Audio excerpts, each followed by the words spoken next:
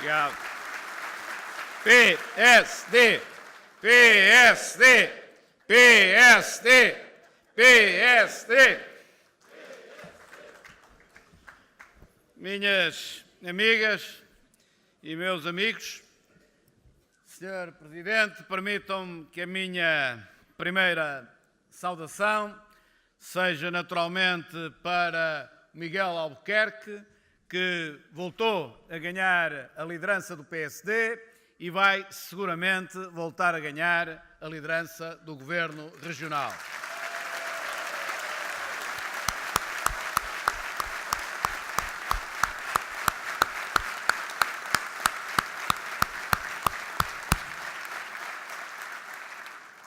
Cumprimento então também toda a Comissão Política Regional eleita com Miguel Albuquerque. E a segunda saudação para o Presidente da Mesa, que é um velho amigo,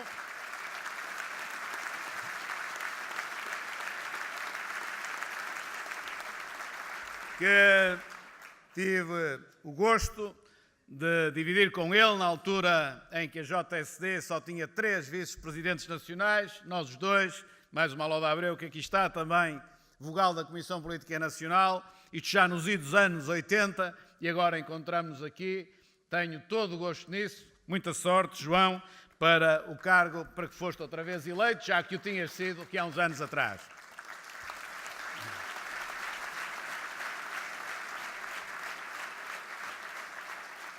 Cumprimento a mesa toda, também, eleita com o João Cunha e Silva, todos os demais órgãos regionais, o Conselho, o Conselho de Jurisdição, o Conselho Regional. Um abraço especial ao Guilherme Silva, velho companheiro de muitas lutas na Assembleia da República.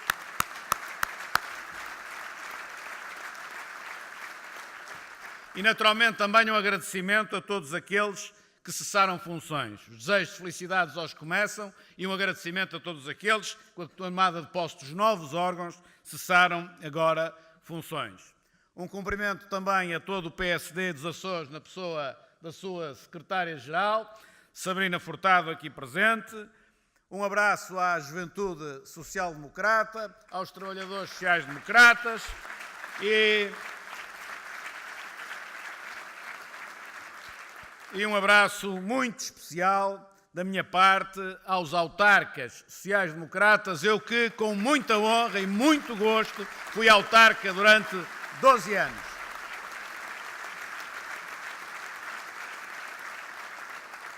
Finalmente, o cumprimento especial que se impõe ao Dr. Alberto João Jardim, alguém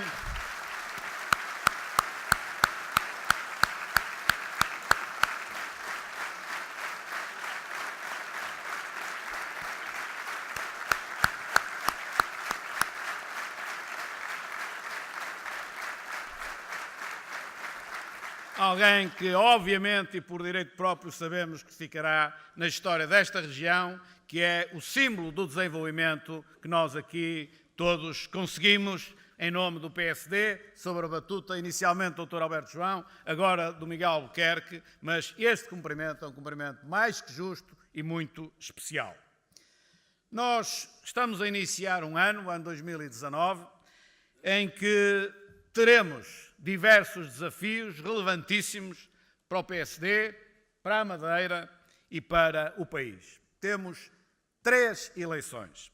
Para essas eleições é fundamental que tenhamos unidade, mas mais importante que a unidade é a estabilidade para podermos trabalhar.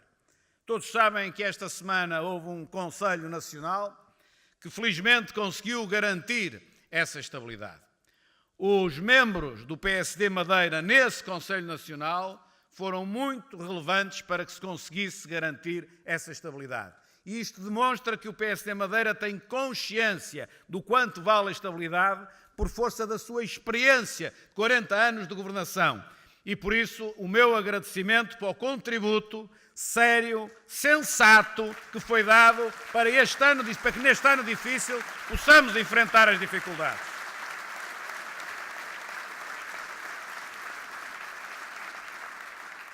Olhar para a Ilha da Madeira em 1974 e olhar para a região autónoma da Madeira em 2019, mostra que esta foi a região do país que mais se desenvolveu nestes 40 anos.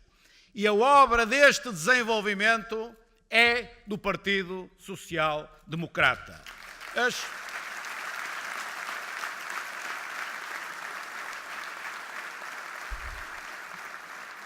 Na mobilidade, nas estradas, na saúde, na educação, no turismo, na cultura, na animação, em tudo o que está de diferente hoje relativamente àquilo que tínhamos há 40 anos, foi obra dos madeirenses, mas sobre a batuta do Partido Social Democrata. E por isso a minha homenagem como português, como social-democrata e como presidente do Partido Social Democrata, a minha homenagem a todos os madeirenses que, com Alberto João Jardim e Miguel Albuquerque, trouxeram a região autónoma a este patamar de desenvolvimento.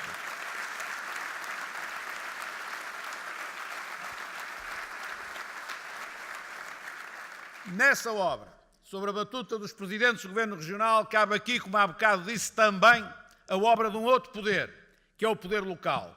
E aqui a minha homenagem também a todos os autarcas, com particular incidência ao anterior Presidente da Câmara Municipal do Funchal, que também, ao nível das mais diversas cidades e concelhos, levaram o desenvolvimento mais longe.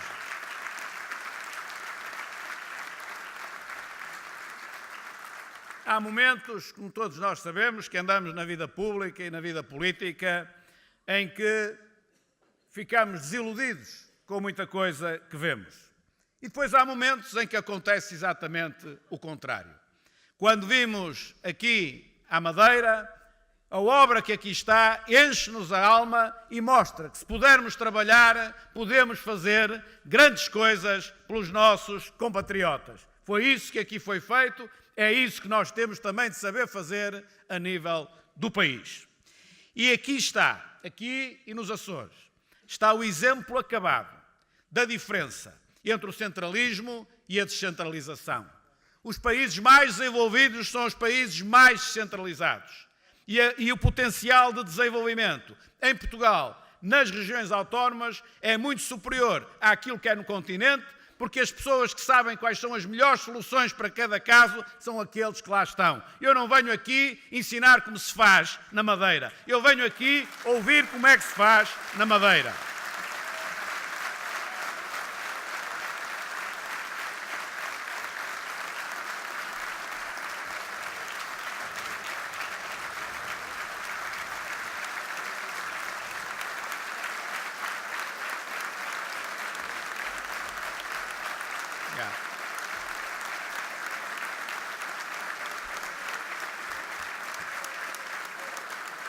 PSD, PSD, PSD, PSD.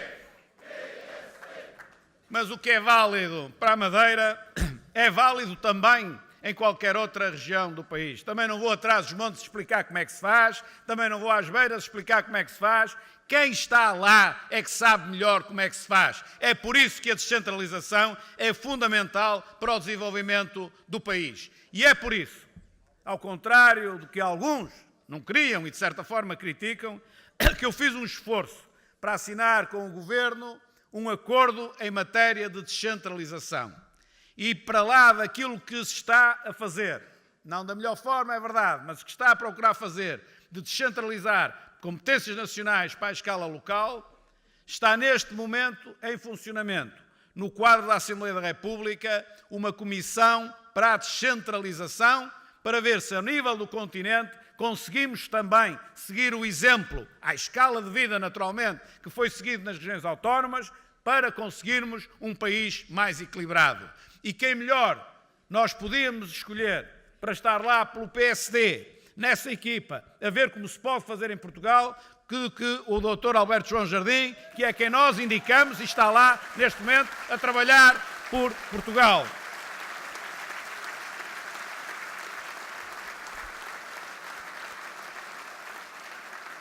Mas nem tudo as autonomias, naturalmente, podem resolver porque a autonomia não é independência e, portanto, temos sempre de ter uma ligação ao Governo Central. E aquilo que se tem passado com o Governo Central relativamente à região autónoma da Madeira não é seguramente o exemplo que devemos seguir. É o caso do hospital, o caso do preço das tarifas da aérea, o caso do reembolso do subsídio de mobilidade, o caso da taxa de juros, tudo isto são matérias que a autonomia sozinha não consegue resolver. E, portanto, exige que o Governo atenda e ajude a resolver, mas que ajude a resolver num quadro que não seja eminentemente eleitoral. Porque quando estamos em cima das eleições, parece que começam a dar mais atenção para ver se levam o voto das pessoas e depois das eleições tudo volta àquilo que era antes. Isto não é a melhor atitude para se lidar com a região autónoma, particularmente em ano de eleições regionais. E, portanto, eu compreendo que o Partido Socialista perceba a sua dificuldade quando tem pela frente o PSD e quando tem pela frente um Presidente do Governo Regional difícil, naturalmente, de vencer. Mas tudo tem limites e, portanto, o Governo Nacional tem de se confinar à sua ação nacional e não olhar ao interesse partidário, tentando andar ao colo com os candidatos que, por si só, não conseguem chegar onde pretendem.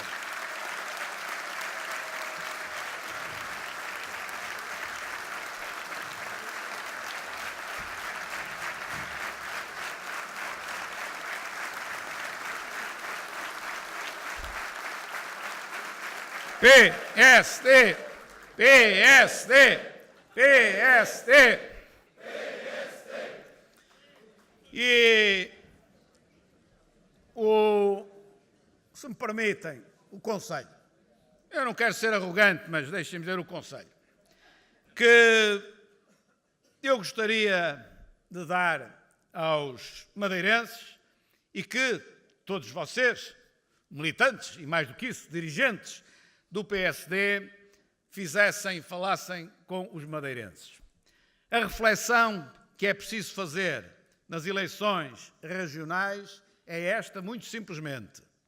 Nós queremos continuar com um governo como aquele que temos hoje na Madeira, a exemplo daqueles que tivemos no passado na Madeira, ou queremos trocar para ter um governo ao jeito daquele que neste momento temos no continente e no Governo Central.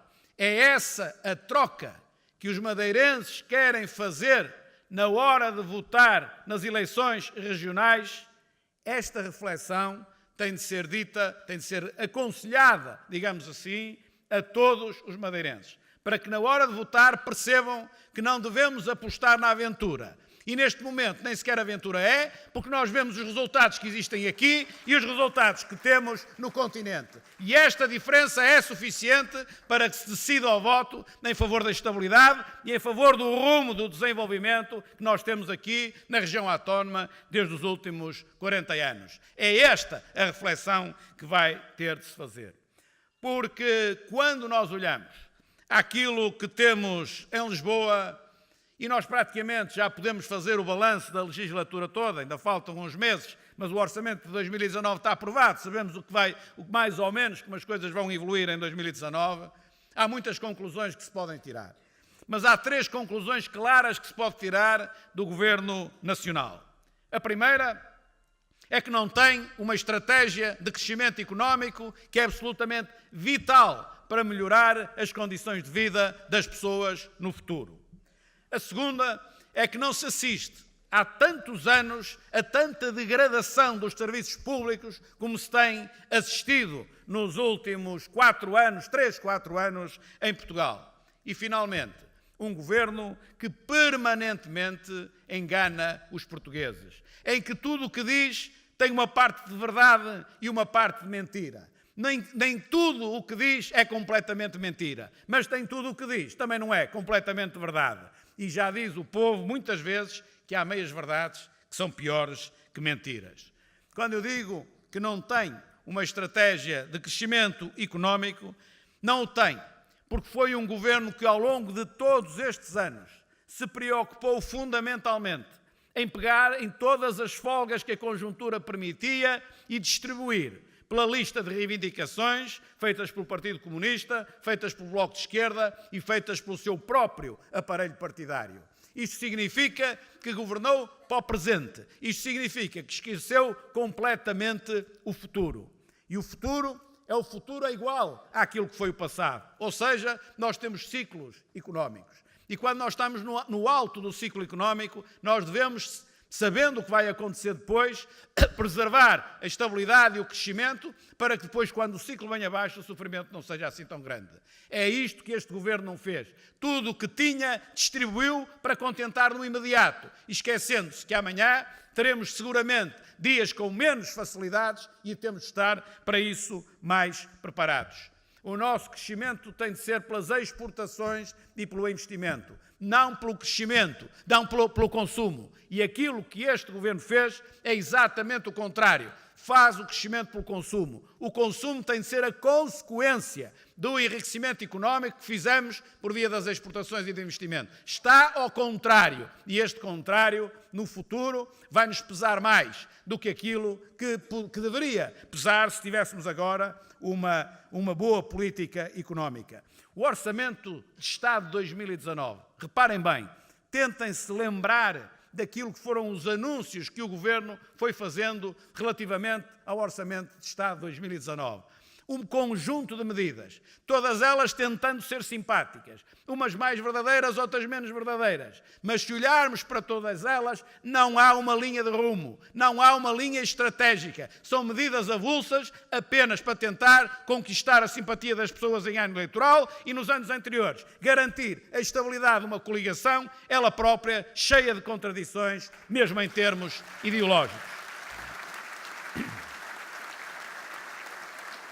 E em termos ideológicos, também não se entende como é que um governo de esquerda, porque realmente é de esquerda, acaba, porque foi isso que eles fizeram, acabaram com o salário mínimo nacional. Porque o salário mínimo nacional pressupõe que é o mínimo para todos os portugueses, sem exceção. E aquilo que este governo fez foi acabar com o salário mínimo nacional e criar 2 salários mínimos setoriais. Um para as empresas públicas e para os serviços públicos e outro para os privados. Eu não tenho dúvidas que os funcionários públicos em Portugal são mal pagos. Isso é verdade. Mas nós não estamos a falar dos salários nem sequer da amplitude salarial. Nós estamos a falar do salário mínimo. Todos os que recebem o salário mínimo, desde que cumpram minimamente as suas funções, já estão a ser mal pagos. Toda a gente merece mais do que aquilo que é o salário mínimo. Nós só não damos...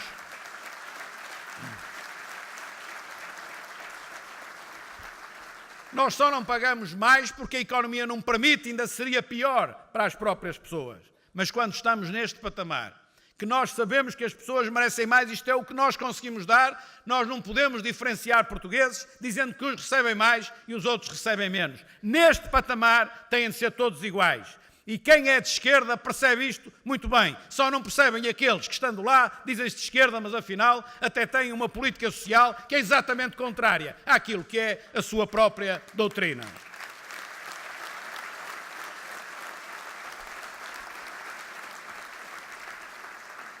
Nestes 4 anos em Portugal, tivemos dos piores crescimentos económicos da União Europeia. Não se construiu nenhuma estratégia de crescimento, como acabei de dizer. Não se fez nenhuma reforma estrutural. Não fizeram nada pelo investimento privado. Baixaram o investimento público. Degradaram a taxa de poupança. Agravou-se o endividamento das famílias. Atingiu-se a maior carga fiscal da história de Portugal. Baixou-se, dizem eles, e é verdade, a relação da dívida com o produto, começa a ser a coisa muito complicada, dizem baixa a dívida, não baixou a dívida, baixou ali um rácio, uma fração, um quociente, porque a dívida pública vai ser 20 mil milhões de euros mais elevada no fim deste ano do que era em 2015, quando tomaram posse. E degradaram, como já disse, os serviços públicos para um patamar que é inadmissível em qualquer circunstância particularmente num discurso político que diz que acabou a austeridade. Se acabou a austeridade, porque é que os serviços públicos estão nesta situação por falta de dinheiro? Então há ou não há austeridade? Essa conversa da austeridade é apenas marketing político, nada tem a ver com aquilo que é a realidade da governação do país. E depois chegamos àquilo que menos esperava a começar por mim. Um governo que governa para agradar no imediato, que tudo o que tem distribui. Nós estamos à espera que o descontentamento venha quando vierem as dificuldades. No entanto, aquilo que assistimos é exatamente ao contrário.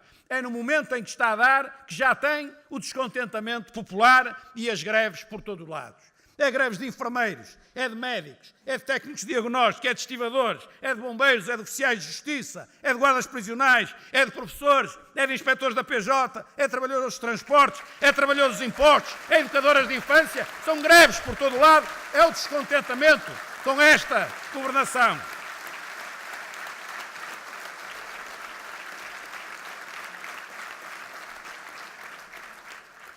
E a degradação dos serviços públicos, que se volta aos mais diversos níveis, assenta fundamentalmente no Serviço Nacional de Saúde, que é aquilo que os portugueses mais admiram na política do pós-25 de Abril. A segurança que foi dada e que agora não é bem assim ao nível da saúde. Porque é que há 2,7 milhões de portugueses que tenham saúde? Tenham saúde porque não estamos a cumprir a Constituição da República, que diz que tem de ser acesso para todos e tendencialmente gratuito. O problema aqui é que não há acesso para todos. E como não há acesso para todos, 2,7 milhões de portugueses têm de ter um saúde para que, não sendo a Constituição cumprida, tenham acesso de uma outra forma. Ninguém tira um seguro de saúde se tivesse garantido o serviço do Estado. E por isso as listas de espera para cirurgias demoram mais. A lista de espera para consultas demoram mais. Não há médicos de família para quase 1 milhão de portugueses, para substancialmente mais que 800 mil portugueses. Há mais desperdício, há mais demissões, há menos investimento, há menos manutenção, há pior gestão no Serviço Nacional de Saúde e depois isto recai sobre quê? Sobre a qualidade de vida de todos nós, ou vou ser um bocadinho mais justo, não é exatamente de todos nós, felizmente para mim não é assim, mas para aqueles que são os mais desfavorecidos. Para esse, seguramente, está a situação bem pior. E é por isso que o PSD já apresentou um projeto de alteração da Lei de Bases, ou de ajustamento da Lei de Bases, em que o modelo fundamental assenta no cidadão. Aquilo que nós queremos é que se cumpra a Constituição da República, que os serviços públicos, com concessão a privados ou sem concessão a privados, não é isso que interessa. O que interessa é que o serviço público possa garantir ao cidadão o melhor serviço possível e da forma mais económica possível para o Estado. É isto que nos tem de nortear, com melhor gestão e com maior dedicação ao serviço de saúde. Mas se nós olharmos para os transportes, o que é que se passa nos transportes? Aqui, na Madeira, este problema não tem. Mas o que é que se passa na ferrovia, por exemplo? Com falta de investimento, com falta de manutenção, com degradação da qualidade dos serviços, com supressão de linhas de comboio, portanto, de ligações entre cidades, com as carruagens num estado miserável, não só de manutenção, como tudo grafitado, tudo pintado, um espetáculo de terceiro mundo, e com a CP afundada em dívidas. Também no setor de transporte, o serviço público se tem vindo a degradar. E eu tenho muito cuidado sempre com as palavras. Notam que eu não estou aqui a dizer que eles degradaram por completo, que herdaram tudo muito bem e que puseram tudo muito mal, que eu não exagero nas coisas. Agora, há uma coisa que se pode dizer claro. Durante estes 3, 4 anos, não melhorou, piorou. Isto é verdade e daqui não podemos sair.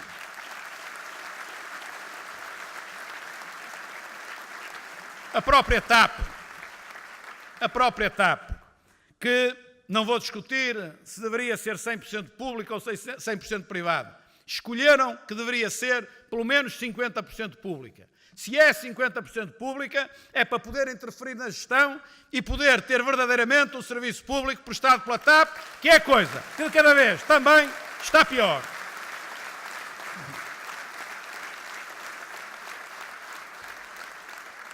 E temos a segurança.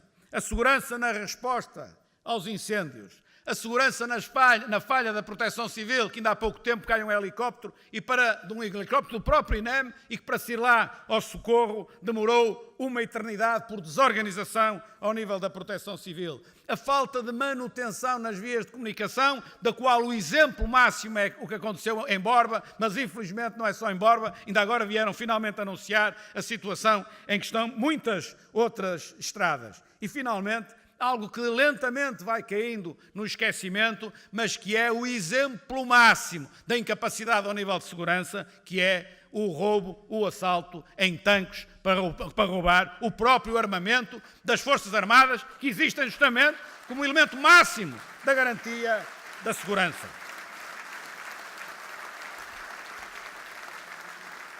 E, finalmente, a questão do governo, que engana os portugueses. Eu não acho que eles mintam permanentemente em total. Não é bem assim. Enganam. Apresentam de uma tal maneira que induzem o raciocínio para uma coisa que não é verdadeiramente aquilo que se pretende. Quando, por exemplo, diz que baixam o imposto sobre a gasolina e sobre o gasóleo, não baixam, recebem as críticas que recebem e um dia cedem, até porque estamos em ano eleitoral, e finalmente baixam. 4 dias depois, aumentam a taxa de carbono e o consumidor passa a pagar mais depois do imposto baixar, porque lhe metem uma taxa para garantir a receita ou até para aumentar a receita. E eles mentem quando dizem que baixam o imposto? Não, só não dizem é que também aumentam a taxa. Ou quando geram todas as expectativas nos professores, assinam inclusive acordos com os 2 parceiros da coligação que vão contar o tempo todo aos professores. Dão essa ideia. Talvez nunca o tenham posto no português mais claro para depois ter a margem de manobra para dizer que não é bem assim. É isto que eu digo que é enganar. Não é a mentira completa. É o engano. É o logro em que vão fazendo. Às vezes é engano mesmo. Quando é do Infarmed, diz-se sai de Lisboa e vai para o Porto, diz-se uma vez, diz-se 2, diz-se 3, diz-se 4, diz-se 5, não se chega bem à meia dúzia, porque à meia dúzia, afinal, já não vai para o Porto. É este engano, independentemente de estar bem ou mal o Infarmed ir para o Porto. Não é isso que está em causa. O que está em causa é aquilo que eu digo. É o discurso político, que tem de ser um discurso com mais frontalidade, com mais sinceridade e, acima de tudo, com verdade. Porque é isto que as pessoas na política estão fartas, é que não se fala com verdade. Mais vale dar uma má notícia, mas ser verdade, do que uma boa notícia, que seja mentira.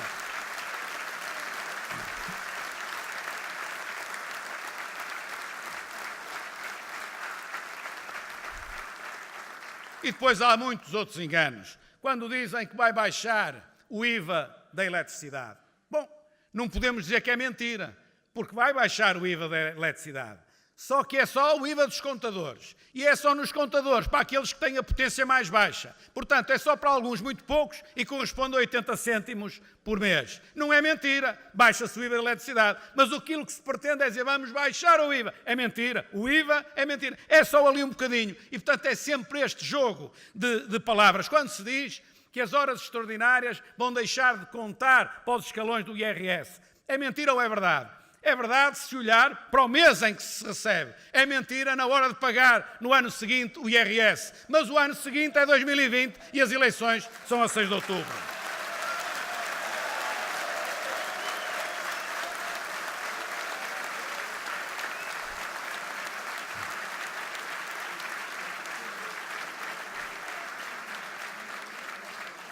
É quando sai a notícia que todos viram de que nós acabamos de pagar a parte final da dívida ao Fundo Monetário Internacional. É mentira ou é verdade? É verdade que pagamos a última prestação ao Fundo Monetário Internacional. Dito só assim, o que é que parece? Que a nossa dívida baixou, que está a correr bem, até já pagamos. Pois, pagamos aquela, mas contraímos outra para poder pagar esta. E, portanto, aquilo que é indução não é correta.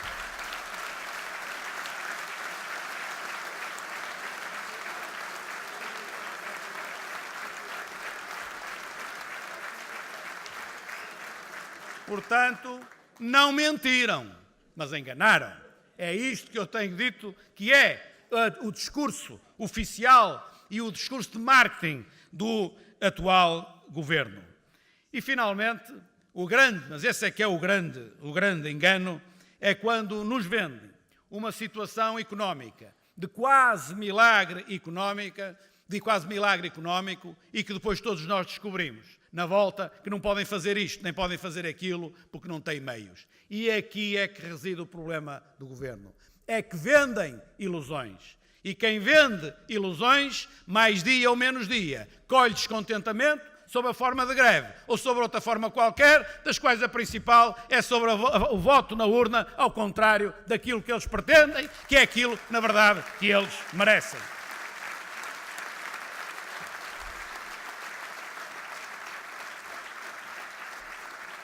Por isso, e para acabar, nós temos 3 desafios pela frente, como já há bocado referi. O primeiro é no dia 26 de maio, as eleições europeias. E temos todos de fazer um esforço nas eleições europeias, seguramente para votarem no PSD, mas antes de votar no PSD, para os portugueses perceberem que essas eleições são importantes, que a Europa cada vez está mais dentro da nossa vida, até por más razões como nós temos dito, e que nós precisamos de Portugal mais forte na Europa para nós podermos ter mais força para defender os interesses de Portugal. Portanto, nós não podemos continuar a ter nas eleições europeias os níveis de abstenção que tem havido neste tipo de eleições desde há uns anos a esta parte. Nós temos de conseguir mobilizar mais o país para perceber a importância das eleições europeias. E depois temos os outros 2 grandes objetivos. E eles entrecruzam-se um pouco, que é assim. Nós temos aqui, como eu disse há bocado, na Madeira, de explicar se querem continuar com o governo regional que têm ou se querem trocar por um outro, que é assim como eu agora acabei de explicar. E, por sua vez, no continente, temos de explicar o contrário, que é bom trocar aquilo que temos por algo muito mais estável, que é aquilo que temos aqui, desde sempre, na região autónoma da Madeira.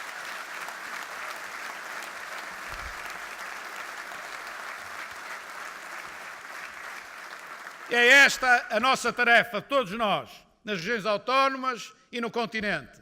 E é esta tarefa que eu estou seguro que nós temos condições de ganhar e de prestar um melhor serviço a Portugal do que aquele que o Partido Socialista está, neste momento, a prestar. É isso que vamos conseguir, é isso que todos nós vamos ganhar. Minhas amigas e meus amigos, viva a Madeira! Viva o PSD! Viva Portugal! PSD! PSD! PSD!